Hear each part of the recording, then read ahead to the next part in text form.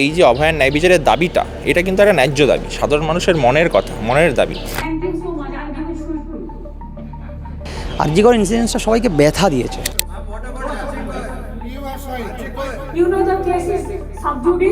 তাদের মনে একটা স্বাভাবিক প্রশ্ন যে আপনি অভয়ার ন্যায় বিচার দিচ্ছেন না কেন। এই যতদিন ধরে এই একটা বিচারকে আটকে রাখা হবে তত মানুষের গর্জন কিন্তু থামবে না এবং গর্জন কিন্তু আরো বেড়েই যাবে। অক্সফোর্ডের কেলক কলেজে মুখ্যমন্ত্রী মমতা বন্দ্যোপাধ্যায়ের ভাষণ দেওয়ার সময় একাধিক মিথ্যা দাবি করা হয়েছে বলে অভিযোগ তুলে তীব্র প্রতিবাদ জানালো এসএফআই ইউকে। সেখানে আরজিকর মেডিকেল কলেজের প্রসঙ্গ তোলা হয়। আমরা রয়েছি আরজিকর মেডিকেল কলেজে, এখানে সরাসরি কথা বলে নেব সেই সমস্ত জুনিয়র ডাক্তারদের সঙ্গে যারা শুরুর দিন থেকে এই আরজিকর কাণ্ড নিয়ে রাস্তায় নেমেছিলেন এবং এর বিচারের দাবিতে তারা পথে নেমেছিলেন। আরজিকরের ইস্যু বিদেশের মাটিতে উঠেছে, এই বিষয়টি নিয়ে আপনি কিভাবে দেখছেন? না, আমরা যেটা বারবার বলেছি এর আগেও, যে 9 আগস্টের যখন গুটি কয়েক পিজিটিরা আন্দোলনে নেমেছিল, তখন আমরা বলেছিলাম যে আরজিকর দিচ্ছে ডাক, অভয়া বিচার পাক, সেই ধ্বনি প্রতিধ্বনিত হয়ে সমগ্র দেশ, সমগ্র বিদেশের জায়গাতে তারা বিভিন্ন রকমভাবে র্যালি করেছে, মিছিল করেছে, আন্দোলনের পাশে ছিল। তাহলে আজকে যখন অভয়ার ন্যায় বিচার এমন একটা জায়গায় আছে, 7.5 মাস অতিবাহিত হওয়ার পরেও সঞ্জয়ের সাথে আর কারা বোঝা যাচ্ছে না, এভিডেন্স ট্যাম্পার, তথ্য প্রমাণ লোপাটে যখন বোঝা যাচ্ছে না কারা অভিযুক্ত জামিন পেয়ে যাচ্ছে, এই কন্ডিশন যদি শুরু হয় 7.5 মাস পর, তাহলে তো এই প্রতিধ্বনি বিভিন্ন জায়গায় আসবে। এই প্রশ্ন তো বারবার রাজ্য প্রশাসনের কাছে আসবে, সিবিআই এর কাছে আসবে, এই প্রশ্ন বারবার সুপ্রিম কোর্টে আসবে, বিচার ব্যবস্থার প্রশ্ন আসবে যে কেন এই বিচার ব্যবস্থা যে রেপ মার্ডারের মতন ঘটনায় অভিযুক্ত যারা, তাদেরকে শাস্তি দিতে পারছে না। তাহলে এই প্রশ্ন তো প্রাসঙ্গিক প্রশ্ন, এই প্রশ্ন তো শুনতেই হবে। অভয়ার ন্যায় বিচারের দাবিতে এই লড়াই তো শুধু বাংলার নয়, আজকে সারা বিশ্বের মানুষ এই আন্দোলনে যুক্ত হয়েছেন। আমরা দেখেছি বিশ্বের মাটিতে সেখানে র্যালি হয়েছে, সেখানে মানুষ আওয়াজ তুলেছেন উই ওয়ান্ট জাস্টিস ফর অভয়া। ফলে এই যে আন্দোলনের অভিঘাত সে মানুষের মধ্যে এমনভাবে গভীর হয়ে পড়েছে, এবং অভয়া যে ন্যায় বিচার পায়নি, যেই কথাটা আমরা বারবার বলছি যে অভয়ার ন্যায় বিচার পায়নি, সেটা কিন্তু আজকে বিদেশের মাটিতেও প্রতিধ্বনিত হলো। এবং অন্যদিকে শাসক তারা যে বারবার বলতে চাইছে, রাজ্যের শাসক হোক, কেন্দ্রের শাসক হোক, তারা দেখাতে চাইছে যে আজকে অভয়ার ন্যায় বিচার তারা পেয়ে গেছে, সঞ্জয় রায়ের যে আজকে শাস্তি ঘোষণার মাধ্যমে তারা ন্যায় বিচার পেয়ে গেছে, এরকম একটা দেখাতে চাইছে। কিন্তু সেটা যে সত্যি নয়, সেটা কিন্তু আজকে বারে বারে প্রমাণিত হয়েছে। আমাদের কথা সত্যতাটাও কিন্তু আজকে বিদেশের মাটিতে প্রতিধ্বনিত হলো। ফলে এইটি লড়াই কিন্তু থামবে না। মানুষের মন থেকে তারা যদি মনে করেন যে কিছু বিভ্রান্তিকর কথা বলে কয়েকজন আন্দোলনকারীদের দমন করে তাদের বিরুদ্ধে পুলিশ পাঠিয়ে যদি এই লড়াইটাকে বন্ধ করে দেওয়া যাবে, তাহলে এটা ভুল ভাবনা হবে। বিদেশের মাটিতে মুখ্যমন্ত্রী ভাষণ দেওয়ার সময় আরজিকরের প্রসঙ্গটি উঠল, এই বিষয়টিকে আপনারা কিভাবে দেখছেন? দেখুন, আরজিকর ইনসিডেন্টসটা শুধুমাত্র পশ্চিমবঙ্গের মানুষ তো নয়, সারা ভারতবর্ষ এবং পৃথিবীর বিভিন্ন প্রান্তরে মানুষকে ব্যথা দিয়েছে। কারণ এই ঘটনাটা কোনো রাস্তাঘাটে নয়, এই ঘটনাটা কোনো মাঠে নয়, এবং এই ঘটনাটা সবচেয়ে বড় কথা একটা ইনস্টিটিউশন যেখানে তার সেমিনার রুম, পড়াশোনার জায়গা, এবং একজন পোস্ট গ্র্যাজুয়েট ডক্টর, তার উপরে এরকম নৃশংস একটা অত্যাচার হয়েছে। সেটা শুধুমাত্র, এবং কে করেছে, একজন অভিযুক্ত যেটা কোর্ট থেকে খুঁজে পাওয়া যাচ্ছে, আপাতত প্রজেক্ট করা হচ্ছে, তিনি পুলিশেরই একজন কর্মী। তাহলে পুরো ব্যাপারটা যদি দেখেন এবং হেলথ সিস্টেমে হচ্ছে, তাহলে মুখ্যমন্ত্রী এখানকার স্বাস্থ্যমন্ত্রী, মুখ্যমন্ত্রী এখানকার পুলিশ মন্ত্রী, এবং মুখ্যমন্ত্রী নিজেই মুখ্যমন্ত্রী রাজ্যে। তাহলে পুরো ব্যাপারটা, তার যে ক্ষমতা, তার যে চেয়ারের সম্মান, সেটার উপরে কিন্তু একটু টাচ করেছে। এটা শুধু বাংলার মানুষ না, সারা পৃথিবীর মানুষ বুঝেছে। সেক্ষেত্রে পৃথিবীর যেখানেই, যে কোনো শহরে যান, আমার মনে হয় না এটা কোনো নতুন কোনো সিনারিও হবে। যে কোনো শহরে গেলে এই প্রশ্নের সম্মুখীন মুখ্যমন্ত্রী মহাশয়রা হতে হবে, এটা নতুন কিছু বলে মনে করছি।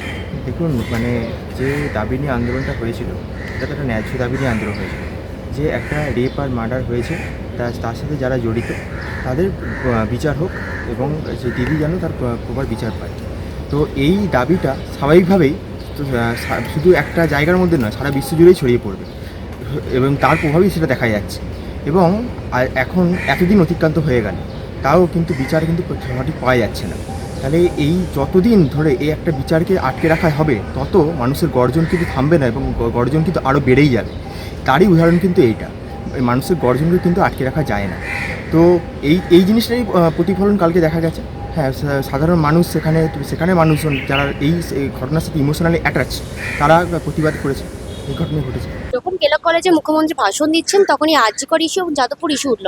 এর মধ্যে কি কোথাও রাজনৈতিক অভিসন্ধি দেখতে পাচ্ছেন?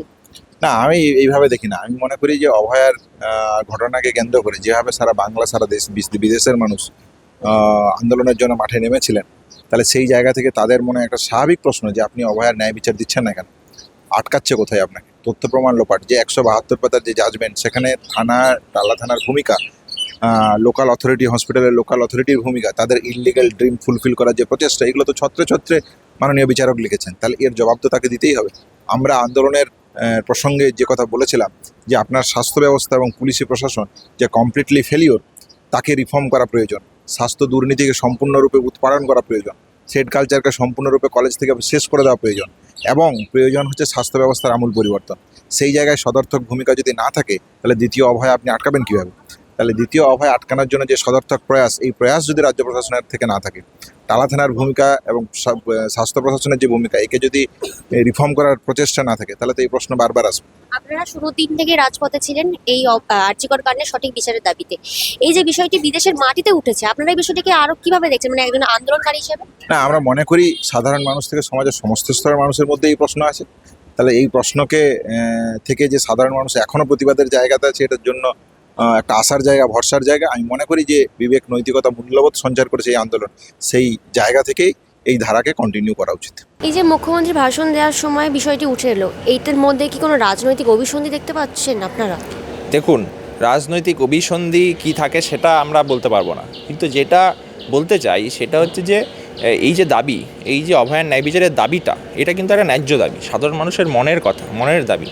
ফলে এখানে অ্যাজ এ মুখ্যমন্ত্রী হিসাবে তার কিন্তু এই বিষয়টাকে ডিল করা উচিত ছিল সুষ্ঠুভাবে, এবং সুষ্ঠুভাবে বক্তব্য রাখা উচিত ছিল। কিন্তু তার বদলে আমরা কি দেখলাম, তিনি এই কথাটাকে ঘুরিয়ে দেওয়ার জন্য ঠিক একজন রাজনৈতিক কর্মীর বক্তব্যের মতো করে তিনি ক্রাউড ফান্ডিংয়ের কথা তুলে আনছেন। তাহলে তার মানেটা কি? তার মানেটা তার মুখ্যমন্ত্রীর জায়গা থেকে এটার যে গ্র্যাভিটি, সে যে সেন্সেশন হওয়া উচিত ছিল, সেটা আমরা দেখতে পেলাম না। দেখুন, অন্যান্য ইস্যুগুলো রাজনৈতিক তো বটেই, যে কোনো ইস্যুই রাজনৈতিক হয়, কিন্তু যেটা মানুষকে একটা এমন ইস্যু যেটা রাজনৈতিক, অরাজনৈতিক, সাধারণ মানুষ, সাধারণ ব্যক্তি সবার মনে যেটা নাড়া দিয়ে যায়, সেটা কিন্তু আরজিকর ইনসিডেন্টস। যে ইনসিডেন্টসটা কোনো সভ্য সমাজ মেনে নিতে পারবে না, কখনোই মেনে নিতে পারবে না। তো তার সুবিচার চাওয়ার জন্য মুখ্যমন্ত্রী হোক, প্রধানমন্ত্রী হোক, কিংবা স্বরাষ্ট্রমন্ত্রী, স্বাস্থ্যমন্ত্রী, সবাইকেই প্রশ্নের সম্মুখীন হতে হবে। আমার ওই জন্য মনে হচ্ছে যে আরজিকর ইস্যুটাকে অন্য সমস্ত ইস্যুর সঙ্গে আপনি যদি দেখেন, আমার মনে হয় ঠিক হবে না। আরজিকর ইনসিডেন্টসটা সবাইকে ব্যথা দিয়েছে। অন্যান্য ইস্যু যেগুলো সলভ করা উচিত, যেটা রাজনৈতিকভাবে সেগুলোকে সলভ করা উচিত, কিন্তু আরজিকর ইনসিডেন্টসটা কোনো রাজনৈতিক নয়। এটাতে যে বা যারা ইনভলভ ছিল, সে রাজনৈতিক হোক, নেতা হোক, নেত্রী হোক, অফিসার হোক, সবাইকে খুঁজে বের করে একটা দৃষ্টান্তমূলক যদি শাস্তি না দেওয়া হয়, তাহলে এই প্রশ্নটা বারবার উঠবে। যেখানে যান, যে শহরে যান, আমার মনে হয় এই প্রশ্নগুলো উঠবে। আপনারা শুরুর দিন থেকেই রাজপথে ছিলেন, আন্দোলন করছিলেন, আন্দোলনকারী হিসেবে এই বিষয়টি কেমন লাগছে যে বিদেশের মাটিতে পর্যন্ত এই প্রসঙ্গটি উঠেছে? হ্যাঁ, একই কথা আমি রিপিটেডলি বলছি যে এই প্রশ্নটা উঠবে। এটা একেবারে অস্বাভাবিক নয় যে হঠাৎ করে কোনো প্রশ্ন উঠে গেছে। এটা প্রত্যেকটা মানুষের মনে এই প্রশ্নটা আছে, যে যেখানে যেভাবে সুযোগ পাবেন সেই প্রশ্নটা তারা করবেন। আমরা এই মুখ্যমন্ত্রীর সঙ্গে, সম্মানীয়ার সঙ্গে যখন আমরা মিটিং করেছিলাম, আমরা এই প্রশ্নগুলো তুলেছিলাম। 2-3বার আমরা মিটিং করেছিলাম, সেখানেও প্রশ্ন তুলেছিলাম। রাজ্যের যারা চিফ সেক্রেটারি আছেন, যারা আইএএস অফিসার, যারা আইপিএস অফিসার পদস্থ কর্তা, তাদের সামনেও আমরা এই প্রশ্নটা তুলেছিলাম। তাহলে এই প্রশ্নটা নতুন কিছু নয়, প্রশ্নটা কিন্তু আছে, সবার মনের মধ্যেই আছে। এবার বিদেশের মাটিতে এটা হয়েছে মানে এটা অবাক হওয়ার কিছু নেই।